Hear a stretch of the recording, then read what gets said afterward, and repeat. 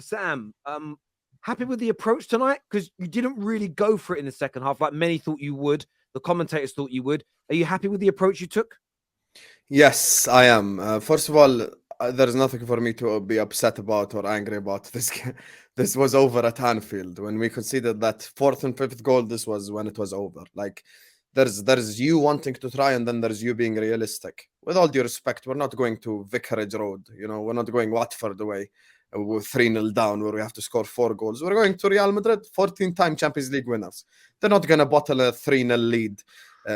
Look, the thing is, today, I didn't want us to have like a cricket scoreline because today I was speaking to Arsenal fans and they're still angry. They're still upset at that 10-2 scoreline. And I didn't want that to happen. I really did not want that to happen because those results, the 10-2, the 7-0s, stuff like that, they stay forever. Like 10 years from now, people will still remember it. They still get angry. They'll still be upset at it because it's just shit that you never want to happen. In terms of the approach, look, this is what a player this is the difference a player makes. I don't think the first game was 100% all Joe Gomez's fault, but we see today with Ibrahima Konate the difference it makes. Konate probably stopped Vinicius 5 or 6 times just on his own. Today had a fantastic performance. So today he had a great game for me, Konate, and this is the difference a few players make. And this is why in the summer, when we start shouting about transfers and stuff like that, we're shouting because we don't want these fine margins to happen again. We don't want the false depth. We want actual quality. Now, look, a month ago, when this game ended 5-2 at Anfield, we were out. Maybe a few people had a bit of hope, a bit of belief. I didn't, because I recognized who the opponent was. I recognized who we are as a team. Even that 18-19 comeback against Barcelona was referenced. But forget the fact that it's Barcelona or Madrid. We are not the 18-19 team anymore either. So that is the key thing for me. Now, in terms of performances on the pitch today, I thought Salah, Nunez, and Gakpo played well, to an extent. Nothing negative to say about them. Jota, still maybe a little bit rusty after the injury. Big up James Milner. 37 years old, goes to Santiago Bernabeu. 2015 when he joined us. If you told me 7 years later he's going to be starting for you at the Bernabeu, I'd have laughed in your face. 7 years later, 8 years later, he's still playing for us. That is the levels where we're at right now. Poor mistake for Van Dijk for me from the goal. Trent and Robinson both had poor games. Alisson Becker, by far the best goalkeeper in the world today, showing it again, after he fucked up in the first leg. But for me, Terry, look, there's having hope, backing the team, being a believer, and then there's also being real. And if I'm being real, I knew pre-game today, I was on the spaces everywhere just saying, bro, it's over. I was telling Liverpool fans that had hope, just give up. Like, genuinely, you guys, we ain't going to go to Real Madrid with a Milner Fabinho double pivot and score 3-4 times. And by the way, the approach, I understand why it gets questioned. But also at the same time, this crest that we wear, this crest right here, it means something. This crest right here, it means heritage in Europe. So I don't want us to go out losing 10-2 and 10-3, something like that, with a basketball scoreline just to say we tried. Because the reverse would have... 6-2 is not much better, really, though, is it? It's a lot better. It's a lot better than getting humiliated. The humiliation happened at Anfield already. That's the humiliating part, that loss. But overall, as a tie, had we done an Arsenal and lost 5-1 today, and we'd have lost 11-3 on aggregate, people would have, why weren't Liverpool cautious today? Why did you go and play with a high line? Why did you blah, blah, blah? We do the reverse, and people are still upset.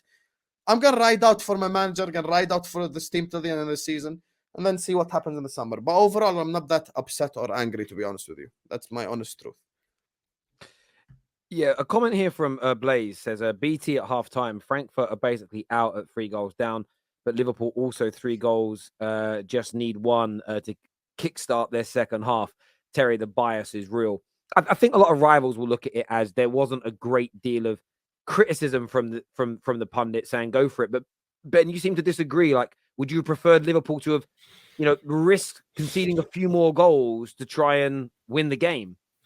Yeah, I mean, this morning I made it perfectly clear. I agreed with Hassam that we ain't going through. People, convincing themselves that this team would do something that we did a few years ago again at the Bernabeu. I think that, some people just need their heads testing, to be fair. But today, all I wanted to see was a performance that would at least fill me with some confidence ahead of that Etihad trip and some pride, some dignity. Just go out there, and if we do go out fighting, go out with some sort of spirit. And I didn't see anything from anyone, to be fair. Milner and a couple of the players, as Sam said, were okay. Alisson, obviously, you know what we get with Alisson. If it wasn't for him, we get smashed again today.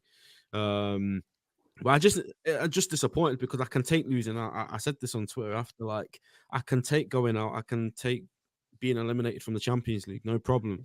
There's always another season with this club. But when you go out and you don't even try, some of the players that we've labelled as the best in our lifetime, you just see nothing from them. That's where I have a problem. That's where I have an issue, where they don't even look like they're bothered. And I thought, in the first 15, 20 minutes, we'd go full throttle. I think we had a couple of chances in the first 10, but nothing really, like no full chances. So it's just disappointing. I think, I thought we'd at least get a goal before half time and see what happens. But yeah, I was massively disappointed with how we conducted ourselves. So if we went for it, Ben, can I just ask him a question? Sorry. Just one question. So if we went for it today and we lost 4-0, would that have made you feel better because we went for it and we tried? I'm not saying just be stupid and go all out attack and leave no one behind. I'm saying at least show something. Trent, for me, I thought we showed something. Nunez had a chance, Jota had a chance, Salah had chances. Like, it's not like we were absolutely crap. Elliot should have shot once.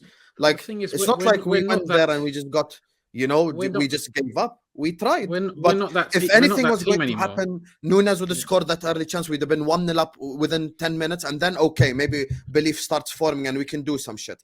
But Klopp himself, with the substitutions within the first 10 minutes, told you this game's over. He told you the game's over because he took off. The thing is, we're not that. We're just not that team anymore. We're not. We're not.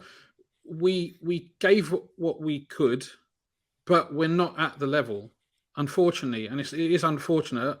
And yeah, look, that's we kind of did our best. We tried to play it, one foot in, 1 foot out, cautiously, but trying to attack. But you saw when we tried to attack, it wasn't even just half-eyed. It lacked that quality, it lacked that zip. There was a passage of play in the second half where Vinicius played a ball when he was off balance. He played a strong pass into Benzema, who took a touch and had a shot, and it just went over the bar. Now, that's a difficult pass. It's a difficult control. It's a difficult shot to take. We weren't even capable of doing that. When you don't have time, you don't have quality on the ball, which we didn't have. It's always going to be tough, and we just don't have that quality anymore. And hence the reason why I'm pretty sure everybody on here agrees. Additions are required for us to regain that kind of level. You definitely need additions. There's no doubt about it. I get where Sam's coming from. You don't want the humiliation, but maybe it's because I view football differently. My team got battered 2 weeks ago by you lot. As long as we hit my achievements this year as a football club, I just don't care. It's just me as an individual. It's great. You can banter me all you want, but I care more about what my team achieves, winning trophies. If you go out 6-2 or you go out 10-2, if that happens to Man United, I want to try and win the game. When I was a fighter, if I was losing the fight on points, I would go for it and risk being knocked out unconscious on the canvas trying to win the fight. That's just me as an individual because I always went out on my sword.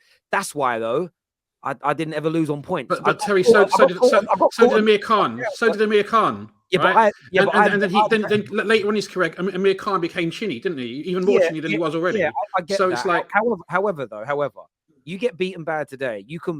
Amir Khan couldn't buy a new chin. You can buy new defenders. You can buy new midfielders. Amir Khan can't refurbish. We still have something to. We do have something to play for this season. We still have a possibility of getting. I don't think if you conceded 3 more goals tonight, do you think that would have ended your chances to win to get a top 4 position? What I think is we need. No, but it affects them negatively. We need every break we can get right now. We need everything possible. And if we're going to go out, I can understand why we tried to play a little bit cautious and see what happened. Look, if we had an opportunity or had a couple of good opportunities and we got a goal ahead or got to, then maybe we switch it up in the second half and take more risk. I don't understand though this idea. Wait, Tom, hang on. Are you wearing a Real Madrid shirt before you say anything?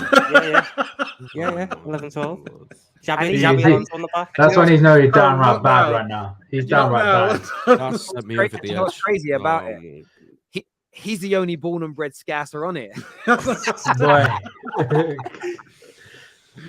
Sorry, you were going to someone else. Go on. But It's look, fine. I buy the idea that, you know, we started off cautiously with an attempt to grow into the game, but he started off with 4 attackers and we ended the game with 3. The substitutions fully made us 10 times worse. I don't understand what the tactical change was, what tactical element he was trying to attack with Harvey Elliott and with Oxlade-Chamberlain, who hasn't played the game in how long. And it just confused the life out of me. And I've been saying it for time. This manager is not invincible. This manager is not untouchable. This manager has made a lot of mistakes. And this is a big time coming up for him. A massive, massive window coming up for him. And I've seen very little in the past 6, 7, 8 months to convince me that he's going to make all the correct decisions. And with the state that this club is in at the minute, from top to bottom, we can't afford many, if any, wrong decisions, because we've went from right there to worse off than Brighton. I genuinely think Brighton are in a better state than us right now. 100%. And that's the sad thing. And we can point the things at the players, because Trent was crap. Van Dijk was crap. Jota was awful. Fabinho was all right, which is not a very good thing, because he normally plays bad when we do all right. You know, loads of players stunk. The only one who was good was Alisson. But it all stems back to the people who make the decisions. And Jurgen Klopp has to take a load of responsibility for this season. He's not invincible. You can still love what he's done for the club in the past and question his future. That's fine. Don't let people tell you it isn't. I don't think anyone's saying that Klopp is absolved for any sort of criticism. It's just whether we can see a future in any capacity without Jurgen Klopp, without it being better, with it being better. But I think you have every right to be disappointed. I think I would disagree though. We played a 4-3-3. We played 4 attackers and we still played a 4-3-3. Someone may make that make sense for me, because I was expecting a double pivot. I didn't see a double pivot. It was more or less 1 DM and 2 centre mids, and I was like, what's the point? What's the point? I thought this was the opportunity for Jurgen Klopp to show some different tactical nous that he has, maybe do something that he did at Dortmund, but no, he went back to filling round holes with square pegs. It is difficult to fathom how he came up with that in the first place. And look, my patience is starting to wear thin with him. I'm a big Klopp fan. I want him to do well, and ideally I would love him to see out his contract. But some of the stuff he's doing, like tactically, he's just showing so much naivety, and I'm like, is this going to make Liverpool better? So, are you saying it's 7 and up? 7 years and up? Is that what you're saying? It's the 8th year, Terry. Yeah, Oh, 8 don't shit. work. Fuck that joke.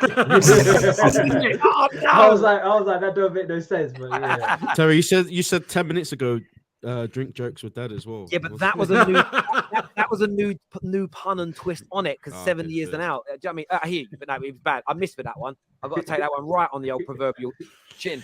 Look, I think he does need to be questioned, and it's weird, right? Because 2 weeks ago, you guys were on this high after beating United. The only Liverpool fan who came on here who spoke sense, that said, everyone calm down, we're not very good, this might come back to bite us in the arse in the next 2 games, was Zayn, of all people. And you ain't scored since. And that, for me, as great as that 7-2 is, and I know why you'd celebrate, and I said it on the day, fair play to you, but not scoring in your next 2 games is awful. but And you've now got 3 giant Premier League matches, because if you don't make the top 4 next year, you must have all read the Liverpool Echo news today that there's going to be even less money next year if you don't make the Champions League.